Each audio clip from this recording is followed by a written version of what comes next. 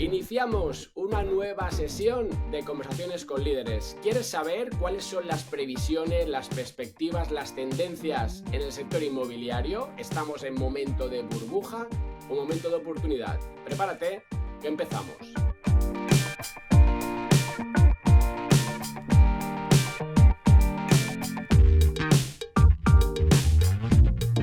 Para responder a estas preguntas tenemos a Amadeo Navarro, que es cofundador en Homely One. Amadeo, ¿qué tal?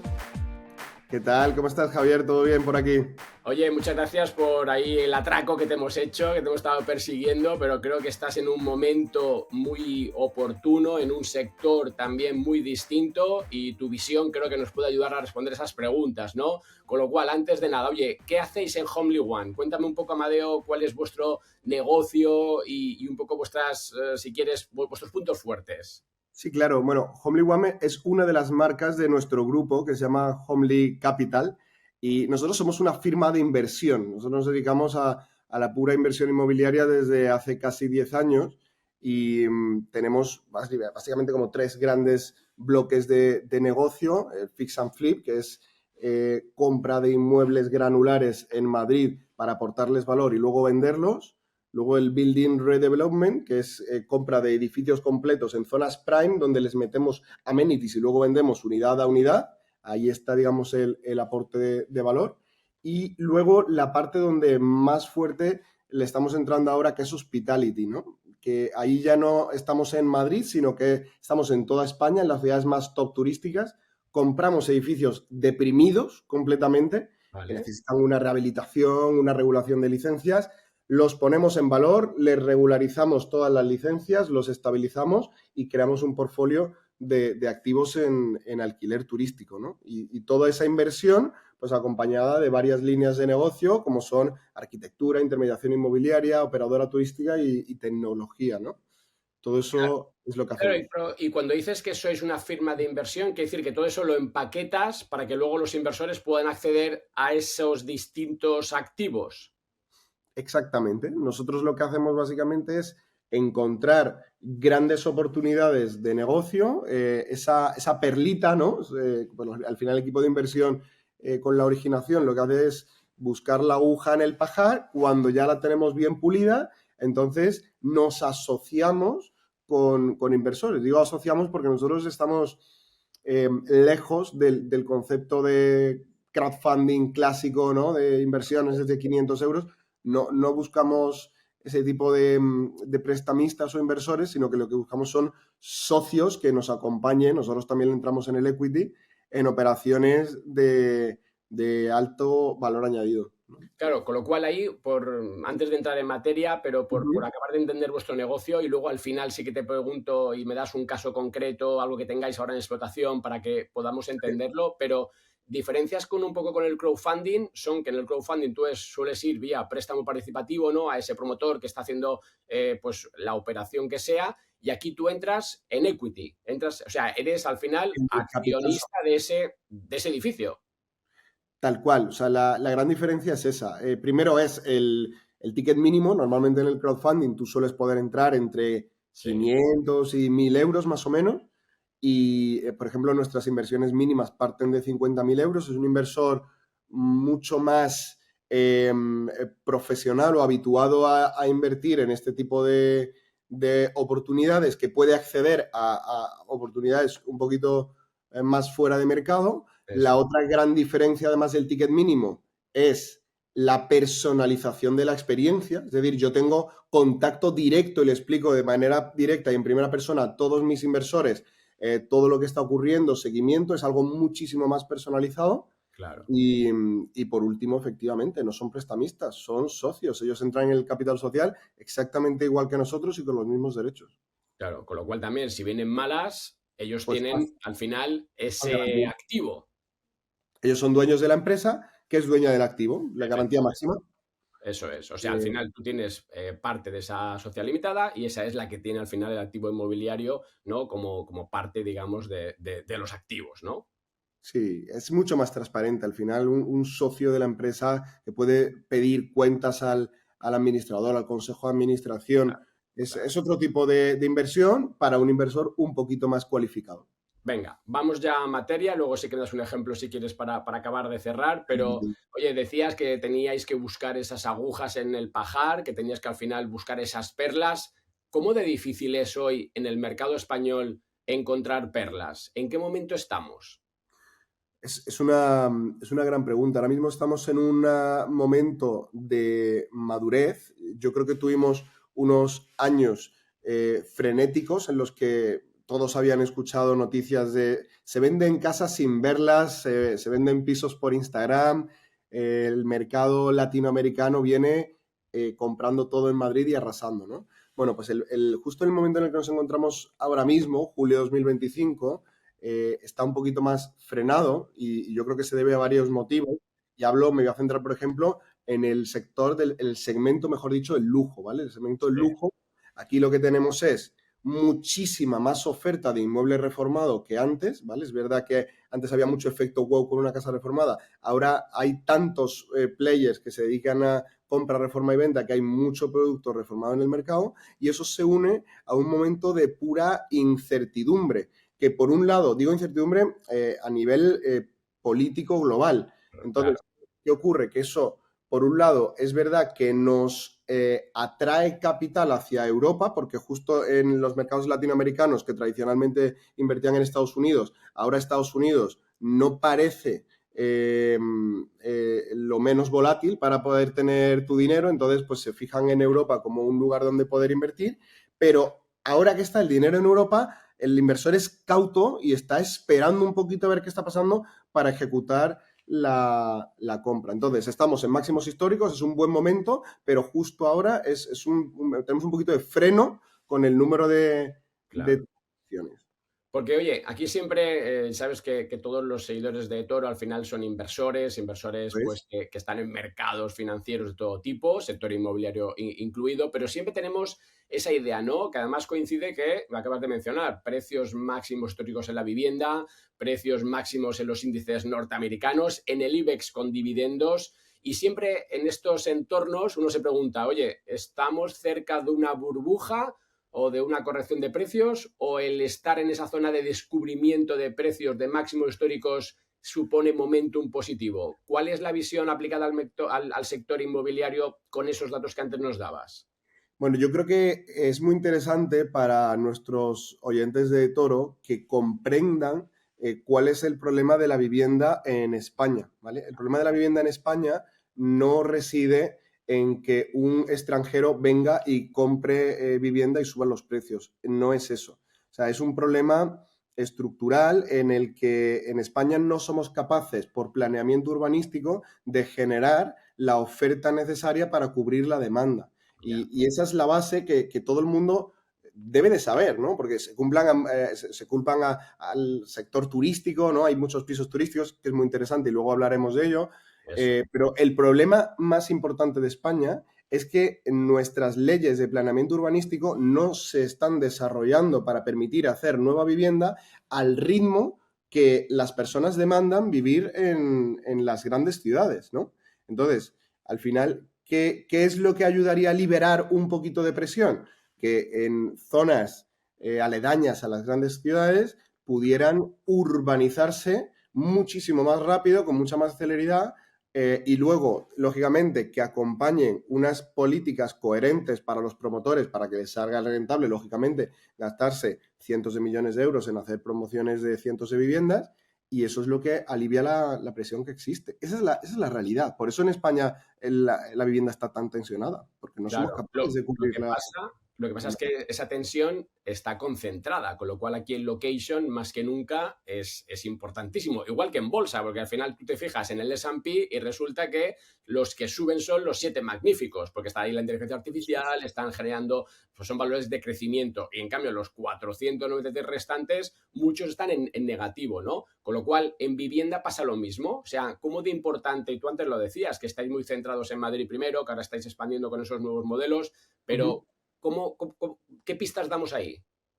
Mira, si te refieres, por ejemplo, para el inversor que busca meterse en el mercado inmobiliario, lógicamente todo el mundo se le viene a la cabeza Madrid, ¿no? Todo el Claro, mundo quiere jugar a las casitas en Madrid, como yo digo, y yo claro. tengo muchísimos amigos, inversores que se han pillado. O sea, me decía un chico el otro día, oye, Amadeo, es que tengo aquí una casa por 850.000 euros que no se vende y es que he visto que se acaba de vender en 800 el comparable que tenía al lado.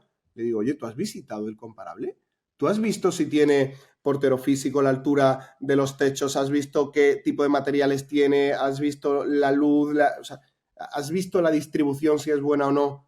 No, solo me fijo en el euro metro cuadrado. O sea, yo creo que en el segmento del lujo es importante tener un know-how del feeling de mercado, entender muy bien todos los ponderables que afectan al precio y atacarle. Que la data es importante y mi recomendación, lógicamente, para alguien que entra nuevo en el sector es nútrete de data. Hay un montón de plataformas, está Atlas Real Estate, está Idealista Data, hay un montón de plataformas donde puedes obtener datos interesantes para saber dónde tienes que hacer tu inversión. Pero lo primero que te diría es estudia muy bien la plaza donde estás y si estás entrando de nuevas, lo que parece obvio pero no lo es tanto, no te vayas a meter en la boca del lobo. Es decir, no quieras hacer tu primera operación en el barrio Salamanca en Madrid, porque si tú no tienes los contactos de decenas de años de haber generado esa originación, pues no te vas a encontrar en Idealista un piso para querer invertir y hacer una buena operación. Busca, bucea zonas más secundarias donde ahí encuentres algo,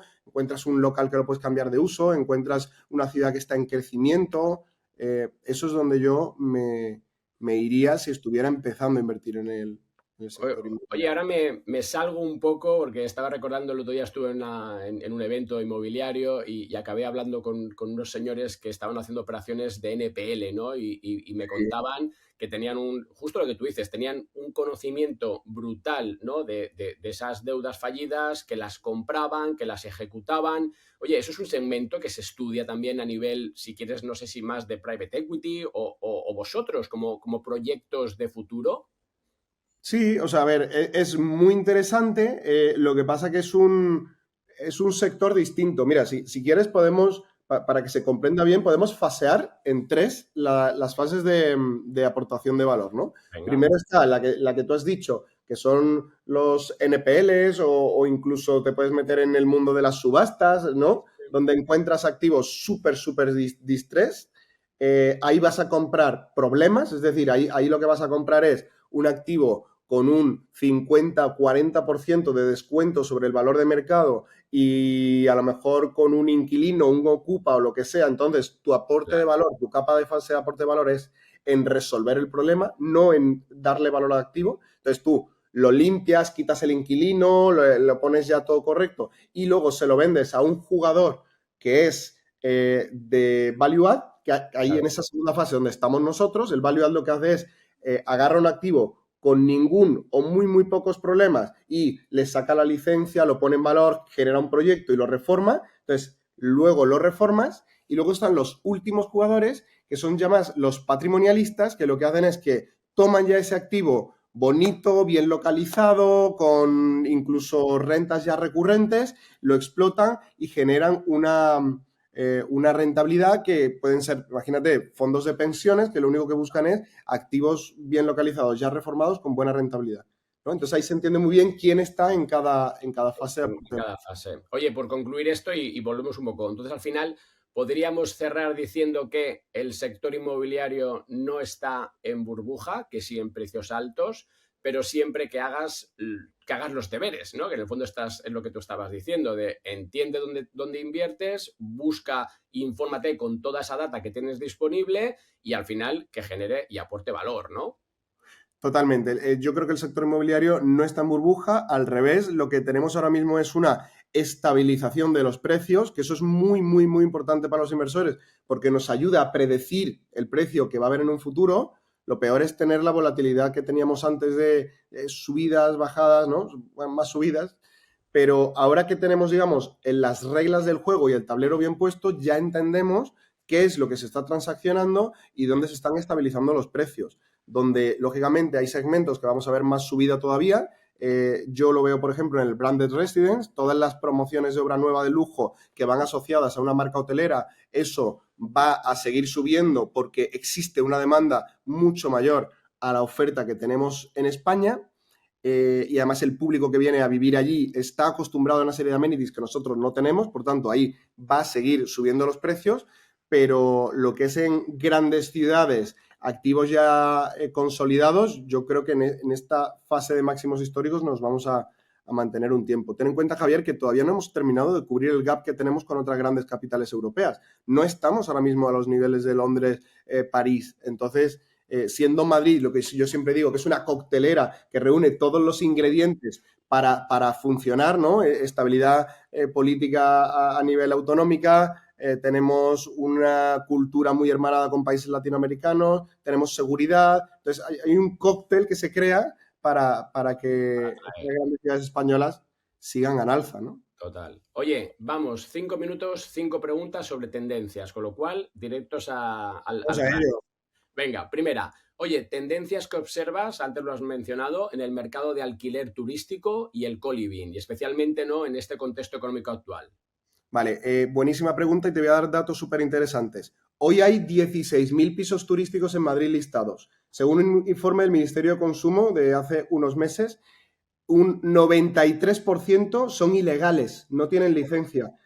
Para todos nuestros oyentes, acaba de entrar en vigor la ley del Código Registral Único el 1 de julio, que impide a todos los alojamientos sin licencia poder listarse en las plataformas con multas de hasta €500.000. Ojo, porque vamos a ver en el próximo año una caída solo en Madrid de unos 30.000 unidades de alojamiento, lo que va a conllevar subida del precio de los hoteles. Ojo con los activos de hospitality.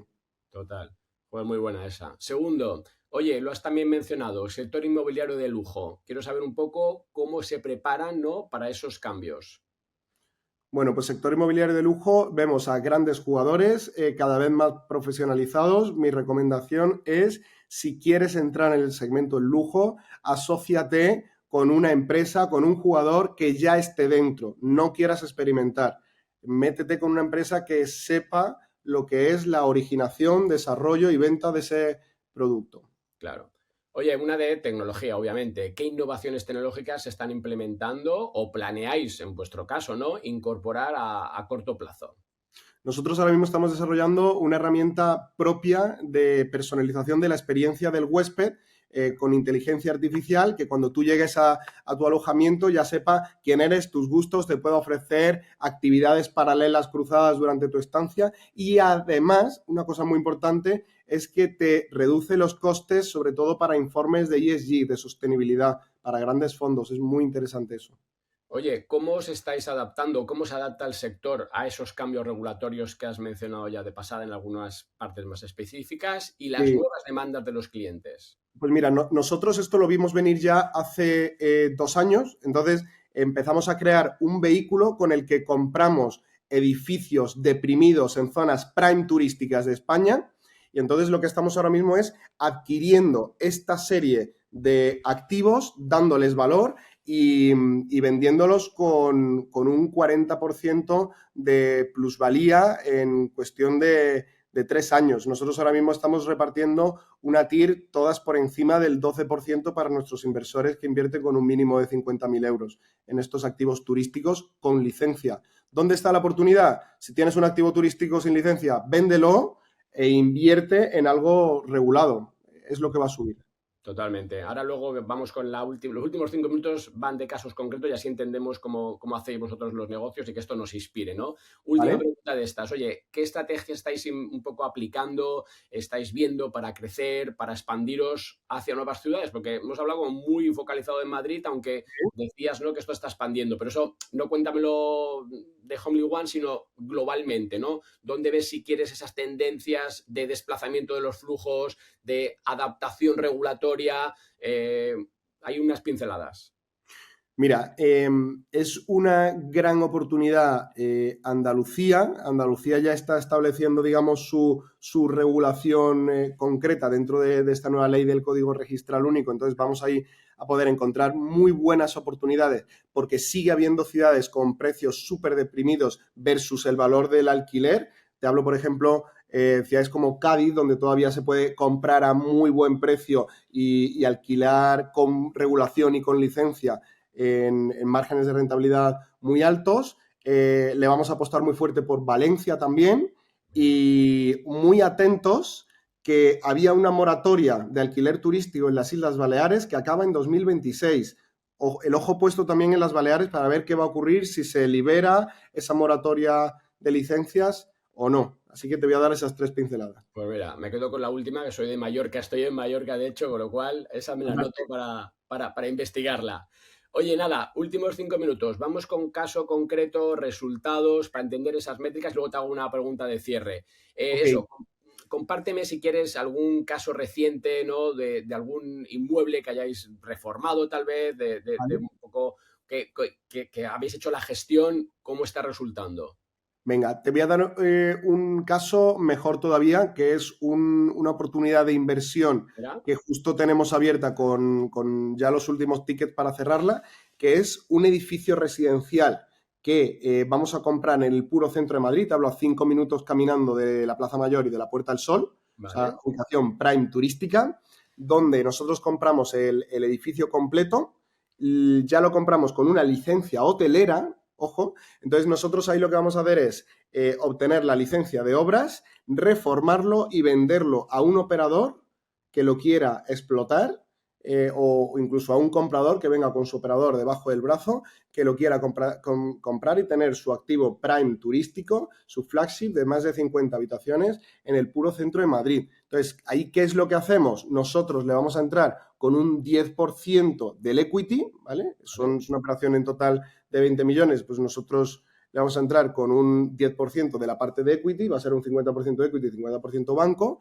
y pues ahí vamos a tener a socios que quieran beneficiarse de una operación que estamos planteando que nos dé como un 36% de rentabilidad entre 18 y 24 meses, Oye, ¿vale? no está mal. Ahora te pregunto por los riesgos que consideráis, o si Sí. quieres, ¿qué métricas consideras clave, ¿no? Para medir el éxito de los Ujú. proyectos, pero no Mira, más allá de esas rentabilidades también, ¿cuáles son los puntos negros, si quieres? ¿Cuáles son los red flags que tendrías que vigilar como inversor en un proyecto de estas características? Mira, lo más importante, más allá efectivamente de la TIR, que siempre sea de doble dígito, yo creo que es muy interesante entender primero la alineación con el equipo gestor. Nosotros, por ejemplo, le metemos equity, ponemos el skin in the game. Deloitte es nuestro gestor especializado en esta operación, entonces ten en cuenta con quién vas de la mano. Segundo punto, tienes que entender que independientemente de que tu activo esté proyectado que se venda en un precio o en otro, que los números a nivel de rentabilidad de alquiler tengan coherencia. Por ejemplo, eso es un activo que a nosotros nos va a proporcionar un flujo de caja de 1.570.000 euros estabilizado recurrente. Entonces tú como inversor tienes que pensar, ok, si yo invierto en esto pero no consigo comprador, ¿qué pasa? Que obtengo una rentabilidad todos los años que me vaya generando el hotel. Vale, pues entonces ya tengo ahí mi plan B, ¿no? Por así decirlo. No me quedo pillado, sino me quedo con flujos recurrentes. Y luego, la última métrica interesante para medir el riesgo de un inversor es el reposicionamiento. Es decir, si yo, por ejemplo, estoy comprando en 7.000 euros el metro cuadrado un activo en una zona prime que cuando esté reformado yo lo voy a poder vender en 11.000, pues yo ya tengo mi tranquilidad de que mi activo está sustentado por un valor coherente, ¿no? Claro, totalmente. Oye, ya penúltima pregunta, ¿qué aprendizajes en esta historia que lleváis, ¿no? Habéis sacado de aquellos proyectos que no funcionaron tan bien como esperabais? Pues mira, los aprendizajes que nos llevamos, primero es no quieras hacer tú todo, asóciate con los mejores. Entonces, hemos hecho proyectos de todo tipo, nos hemos enfrentado a organismos como la CIPAM, que es el patrimonio de ciudades históricas, que te ralentizan mucho los proyectos. Y yo lo que diría es que tienes que saber elegir tus partners. Que Ese sea, es el mayor aprendizaje, fíjate. elegir tus partners. Sí, sí, bueno, como todo en la vida, al final, ¿cuántos proyectos no han fracasado porque esos socios luego te han fallado o porque realmente pues no has cumplido con lo que tenías un poco en tu hoja de ruta, ¿no? Pero por ese lado, ¿no? Por esos partners. Oye, nada, ahora sí, última pregunta. Me decía mi amigo Quique Los Santos hace un año, cuando lo entrevistábamos, que si quieres invertir en inmobiliario, no te compres un piso, ¿no? Eh, Totalmente. de ¿Qué le acuerdo con él. dices tú a ese inversor? Porque todavía aquí hay, yo es que me lo encuentro con muchos amigos todavía que están ahí buscando que, pues esa inversión, justo lo que decíamos al principio, ese piso que compras para reformar, lo haces todo tú y al final te das cuenta que lo pones en alquiler y le sacas un 5%, ¿no? Entonces decías, joder, cómprate un REIT, cómprate Colonial, cómprate Merlin, ¿no? Sí, sí, Que te está sí. dando más rentabilidad y encima ahora a una valoración por debajo de las inversiones. ¿Qué último dato, si quieres, en esa línea le das a nuestros oyentes?